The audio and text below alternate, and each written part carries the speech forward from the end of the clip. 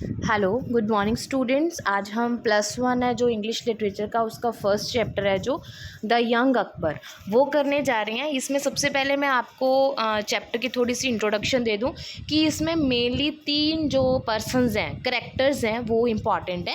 एक तो अकबर है जो इस चैप्टर का टाइटल है हमारे पास यंग अकबर, ठीक है। दूसरा है बैराम खान जो कि किंगडम का चीफ मिनिस्टर और कमांडर इन चीफ है ना, वो है। और मतलब जो अकबर के जो भी काम है वो बैराम देखता है। और तीसरा जो करेक्टर है वो है आदम खान जो कि अकबर का फोस्टर ब्रदर है। फोस्टर ब्रदर वो होता है जो मतलब पाला गया हो अकेला, ठीक है। वो उसके माँ बाप नहीं होते, उसको जस्ट पाला गया होता है, उसको फोस्टर ब्रदर बोलते हैं। तो अकबर का जो फोस्टर ब्रदर था आदम खान, वो था बैराम खान जो कि किंगडम का चीफ मिनिस्टर और कमांडर इन चीफ है, और अकबर जो किंग है, ठीक है। तो ये चैप्टर है जो शुरू होता है, इसमें ये 3 करैक्टर हैं जो ये ही हैं इम्पॉर्टेंट मतलब है ही 3 करैक्टर इस चैप्टर में, जिनके आसपास जो पूरा चैप्टर है वो घूमता है। तो अकबर है जो वो 13 साल की उम्र में ही अपने फादर की डेथ के बाद किंग बन जाता है। तो वो 13 ईयर्स का है। उसके जो शौक़ हैं वो हंटिंग करने के हैं, खेलने के हैं। उसको मतलब जो राज के जो काम है उनमें कोई ध्यान नहीं है, वो सभी काम जो है बैराम खान देखता है। तो अकबर है जो 13 साल, जो चैप्टर हमारा शुरू होता है कि अकबर है जो एक लड़का है 13 साल का, जो अपने फादर हुमायूं के बाद है जो किंग बन गया था। तो उसने उनके मिनिस्टर हैं जो मतलब मंत्री थे अकबर के, वो देखते हैं कि जो अकबर है उसका स्टेट अफेयर्स में कोई ध्यान नहीं है। टीचर्स ने देखा कि उसको पढ़ने लिखने का कोई शौक़ नहीं है, वो सिर्फ हंटिंग पे जाना चाहता है, बहुत सारी गेम्स खेलना चाहता है सभी तरह की, और कई बार तो महीना महीना वो गेमों में ही लगा देता है। But he kept his eyes and years open. पर वो अगर हम सोचें कि वो तो सिर्फ खेलने कूदने में ही रहता है, शिकार करने में ही रहता है, नहीं, ऐसा नहीं है। उसकी आँखें और कान हैं जो हर समय खुले रहते हैं, देखते रहते हैं कि क्या हो रहा है आसपास, क्योंकि वो एक किंग भी है। तो चाहे वो कोई काम नहीं करता, ठीक है, स्टेट अफेयर्स में उसका कोई ध्यान नहीं है, जो राज के मामले हैं उनमें उसका कोई ध्यान नहीं है, पर फिर भी वो अपने आँख और कान खुले रखता है। उसको उसमें एक सबसे स्पेशल क्वालिटी क्या है कि वो उसको जो फैक्ट्स हैं वो हमेशा याद रहते हैं। स्टेट अफेयर्स हैं वो किसके अंडर है? बैराम खान के, जो कि अकबर का चीफ मिनिस्टर और कमांडर इन चीफ है। ये मैंने आपको बता ही दिया कि बैराम खान है जो अकबर का चीफ मिनिस्टर और कमांडर इन चीफ है, और सभी ऑर्डर्स हैं जो वो बैराम खान अकबर के नाम पर लेता है। एक दिन अकबर आदम खान जो उसका फॉस्टर ब्रदर है, ये भी मैंने आपको इंट्रोड्यूस करवा दिया। ये 3 करैक्टर ही आपको इस चैप्टर में है। वो कहते हैं कि लाइफ से मैं थोड़ा थक गया हूँ, तो हम कहीं हंटिंग ट्रिप पे जाते हैं। तो वो कहता है ठीक है, मुझे थोड़ा टाइम दो, तो मैं तैयारी करता हूँ, हम कल सुबह निकलते हैं। एलिफेंट्स हॉर्सेस लेकर सुबह 6 बजे से पहले पहले हम चले जाएंगे। तो जब वो हंटिंग पे जाने लगते हैं, तो बैराम खान पूछता है कि आप कितना देर लगाओगे हंटिंग पे। तो वो कहता है 10 डेज़ हो सकते हैं और इससे ज़्यादा भी हो सकते हैं अगर ज़रूरत पड़ी तो, पर तुम्हें मतलब कोई काम है तो बताओ। तो बैराम खान कहता है कि हमारे जो पास के 2 नेबर किंगडम्स हैं उनके रिप्रेजेंटेटिव्स आ रहे हैं, कुछ इंपॉर्टेंट मैटर्स पे उनको डिस्कस करना है। तो अकबर कहता है कि तुम हो ना डील करने के लिए, तुम क्यों नहीं कर सकते? तुम हर काम तुम ही देखते हो, डिस्कस करो ये भी। तो अगर मेरी ज़रूरत हुई तो जब तक मैं नहीं आऊँगा तब तक मेरी वेट कर लेना। तो प्रोसेस शुरू होता है, हंटिंग पे चले जाते हैं, ठीक है। हंटिंग जो है जब ख़त्म होने लगती है और वो शिकार करके वापस आ रहे होते हैं, तो आदम खान जो है वो एक मौका देखता है कि कब वो राजा से बात कर सके। तो वो देखता है कि राजा अब अकेला जा रहा था घोड़े पे, तो उसने राजा को के पास गया और उसको बोलता है कि मेरे दिमाग में एक बात चल रही है, मैं आपके साथ वो डिस्कस करना चाहता हूँ। तो अकबर कहता है कि हाँ बताओ, क्या बात है तुम्हारे माइंड में? वो कहता है कि मुझे चीफ मिनिस्टर के ऊपर शक है, सस्पेक्ट है conduct and intentions of your chief minister. Chief minister कौन था?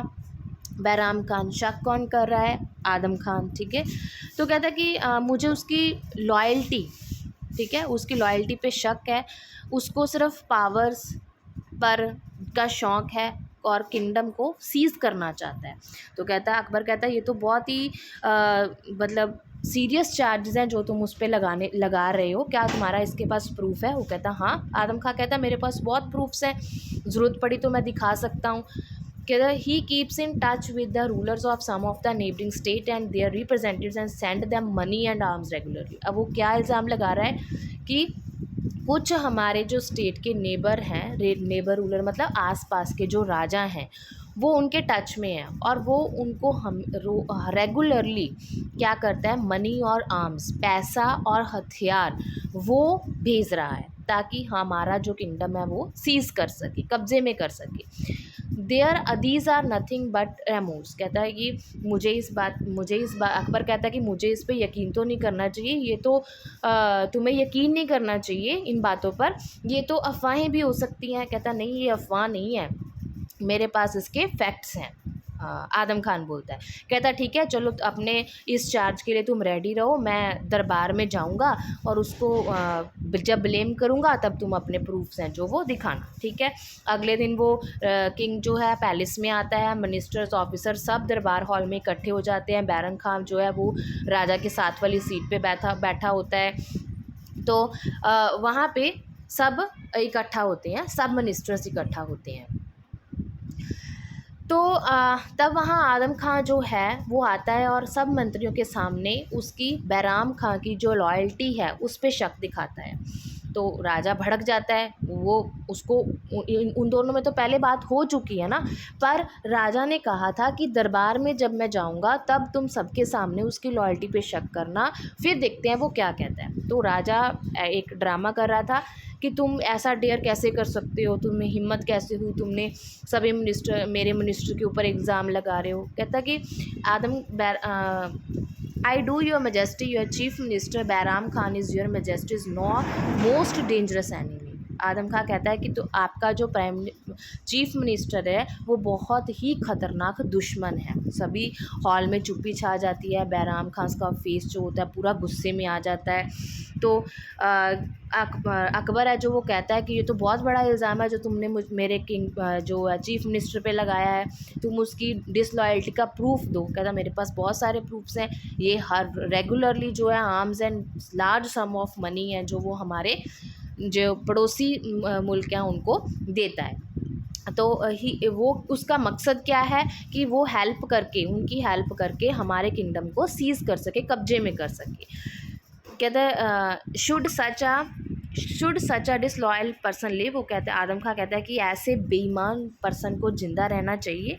तो अकबर कहता है कि नहीं, ऐसे आदमी को तो मर जाना चाहिए जो बेईमानी करता है। तो सभी लोग मतलब चिल्लाने लगते हैं जो मतलब दरबार में होते हैं। तो some of them rush towards Bairam Khan with their swords drawn.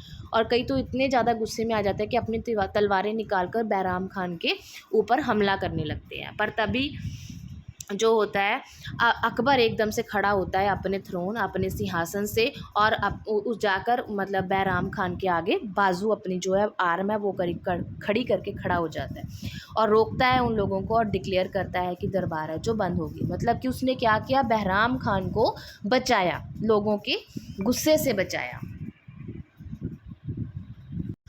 तो क्या हुआ कि सभी ने अपनी तलवारें नीचे कर ली और सभी दरबार हॉल से चले गए और दरबार जो है वो ख़त्म हो गया। बैराम खान अपने रूम में वापस आ गया, एक एक करके लोग चले गए।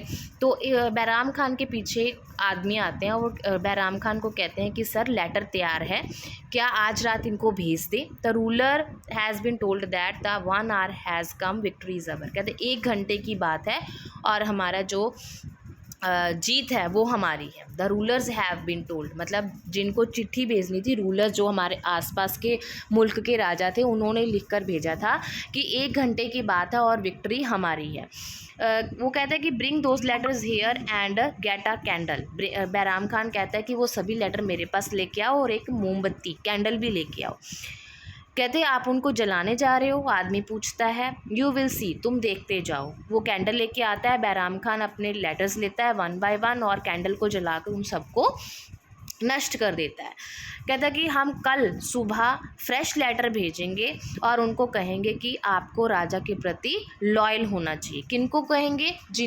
जो आसपास के नेबर के रूलर्स हैं, मतलब जिनको वो तैयार कर रहा था कि अकबर के किंगडम के ऊपर आपने हमला करना है और हम उस अकबर के किंगडम को छीन लेंगे।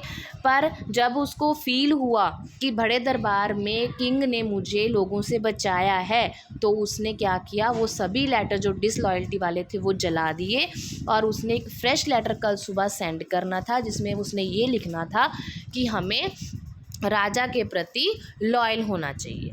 बट मैन बोला कि आप ये क्या कर रहे हो? तो वो कहता है कि बैराम खान कहता है कि we are playing with fire, कहता हम आग से खेल रहे हैं, हमें इतना मतलब we are not longer dealing with such a sport loving pleasure seeking young man. कहते हम जो किंग है, जो खेल से प्यार करता है, खुशी से प्यार करता है, उसके साथ हम ज़्यादा टाइम डील नहीं कर सकते। Forgive me brother said Akbar to his foster brother that night. तो अकबर है जो अपने भाई आदम खान से माफ़ी मांगता है और उसको कहता है कि there was no other way to deal with him. Akbar कहता है कि मेरे पास और कोई चारा नहीं था बैराम खान से इस तरह डील करने का। I must wait for a more suitable opportunity to punish him. कहता कि मुझे एक और मौका चाहिए जिसमें ये मैं उसको पनिशमेंट दे सकूं। But I said was true. पर आदम खान कहता है कि मैंने तो सच बोला था, मेरा हर वर्ड जो था सच था। तो अकबर कहता है कि मुझे पता है तुम्हारा हर वर्ड जो सच था, but I pretended not to know. मैं मतलब आई नीड हिज सर्विस, मैं उसको इस तरह से जाने नहीं दे सकता, मुझे उसकी जो सर्विसेज हैं, काम है, उसकी ज़रूरत है। He does not suspect my attentions now and he will trust me here after. कहता है कि अब मेरे अटेंशंस को उसने देख लिया है, अब वो मेरे प्रति ट्रस्ट रखेगा। He will not dare to rise against me again, और मेरे खिलाफ अब जाने की हिम्मत नहीं करेगा। Live long you majesty, victory will always with your majesty and the kingdom will be safe under your care. Adham Khan end में कहता है कि आप लंबी उम्र जियो, हमेशा जीत आपकी हो, किंगडम हमेशा आपके अंडर सेफ रहे। तो ये चैप्टर यहाँ पे ख़त्म होता है कि तो किंग ने क्या किया, अकबर ने अपनी बुद्धिमानी से उस चीज़ को सॉल्व कर लिया। देखो बैराम खान को उसने बचा भी लिया, बैराम खान को उसने कुछ कहा भी नहीं, ठीक है, और उसको लॉयल भी कर लिया, जबकि हमें पहला उसके लेटर से पता चल गया था कि वो डिसलॉयल है। ठीक है, आदम खान सच बोल रहा है। पर अकबर ने क्या किया, बैराम खान के अगेंस्ट भी नहीं गया, आदम खान के अगेंस्ट भी नहीं किया, पर उसने मैटर को सॉल्व कर लिया और बैराम खान है जो उसको भी अपने लिए लॉयल बना लिया। तो ये हमारा चैप्टर था। उम्मीद है आपको समझ में आ गया होगा। नेक्स्ट वीडियो में मैं इसके आपको 10 to 15 जो हमारे ऑब्जेक्टिव टाइप क्वेश्चंस बनते हैं वो आपके साथ शेयर करूँगी, और साथ में जो ये क्वेश्चंस हैं और पूरी बैक एक्सरसाइज, जो ये वाली पूरी बैक एक्सरसाइज है, ये सारी back exercise, question tags, fill-ups वगैरह, ये सब मैं आपके साथ शेयर करूँगी। तो मेरे चैनल के साथ बने रहिए। अगर कोई क्वेश्चन है आपके माइंड में, कुछ क्वेरी है, तो आप कभी भी मैसेज करके पूछ सकते हैं। Thank you, have a nice day.